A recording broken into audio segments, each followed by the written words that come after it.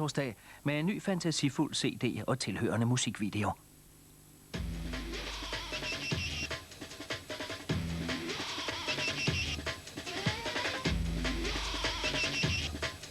Med en ny fantasifuld CD og tilhørende musikvideo.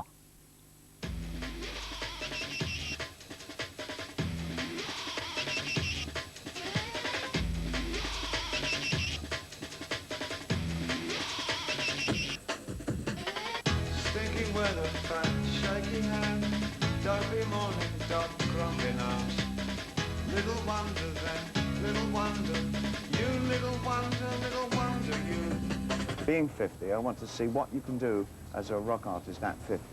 And everybody else can do what they want to do, but I know what I want to do, and I've got the chance of doing it.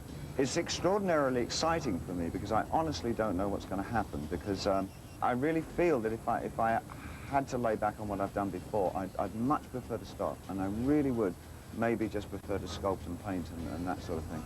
But while I'm still wildly excited about what I do as a musician, then that's the course that I choose to take. I'm really not quite sure why we eventually settled on Earthling. I mean, it was supposed to describe the man in his pure habitat on Earth, and I suppose, I mean, the irony isn't lost on me that it's sort of me in maybe my most worldly kind of guise and human guise, although naturally enough, I really like this album because it's the most recent one. Since the early 90s, I was really impressed by what was happening in London with this new music at that time called Jungle. And I touched on it on the Outside album on a couple of tracks, I'm Deranged and We Prick You, both sort of paid homage to that nature of music. And I wanted to kind of create a hybrid with jungle and rock. I'd already started using a lot of drum and bass and industrial tech sounds on the live show. And it gradually evolved during the course of the whole of this year, and by the time we were doing the festivals in Europe, we were really, I think, really enjoying ourselves. It was, everything was just feeling so great, and the bands that we were working with were just terrific, and we were very excited about how the bands had evolved in 1 year. It had gotten so good.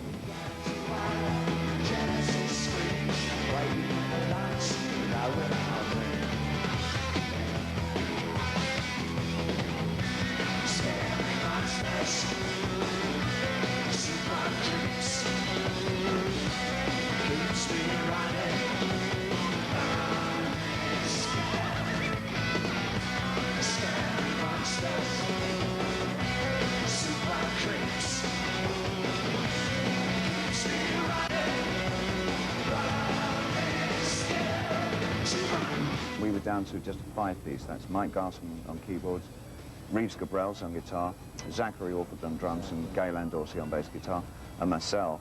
And it felt a very tight unit, and we wanted to take the high energy that we kind of created on tour and take it into the studio. So we virtually had 2-3 days between finishing the tour and going into the studio. So we really went in kind of top side up. We hit the ground at 100 miles an hour. And during the course of the recording, to keep that energy up, we went out on the weekends and did small clubs. So it just kept the whole energy level very, very high, which I really feel that we've sort of captured that on the album. Where am I starting? It doesn't matter, does it? What speed are we shooting at? 24? 24.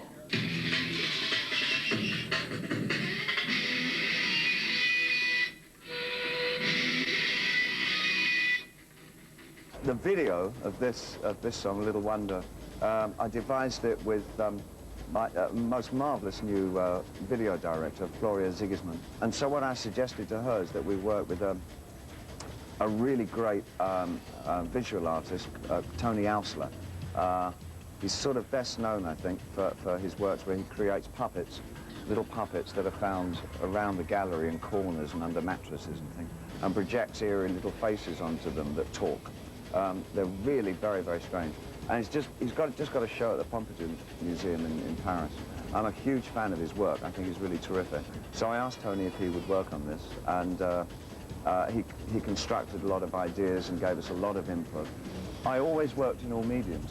So, I'm such a great fan of how we interpret our culture. If we do it through art or if we do it through music, I'm a great fan of how other people do it.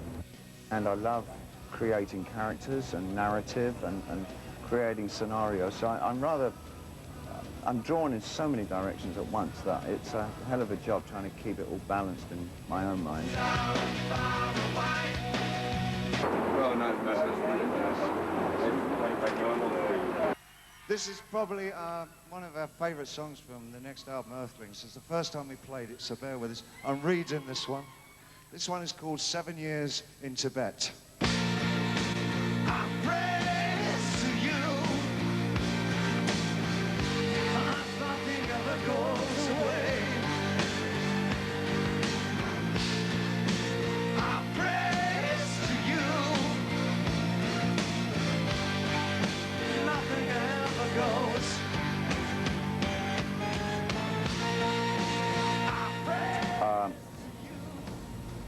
A very influential book for me was called 7 Years in Tibet by a German called Heinrich Harrer, who was one of the very first Westerners to ever spend any time in Tibet. In fact, one of the first Westerners actually to go into Tibet and discover for himself this extraordinary existence and this incredibly sublime philosophy. And that book kind of stayed with me over the years. So I wanted to relate what had been happening politically with Tibet through that book. And the subtext of the song is really some of the desperation and agony felt by young Tibetans who have had their families killed and themselves have been reduced to mere ciphers in their own country. Do you want that first original synth piano that you did put up a bit? I hadn't intended recording right now, but the live work, well, as I said before, it was so exciting that we just wanted to do something. We wrote the album in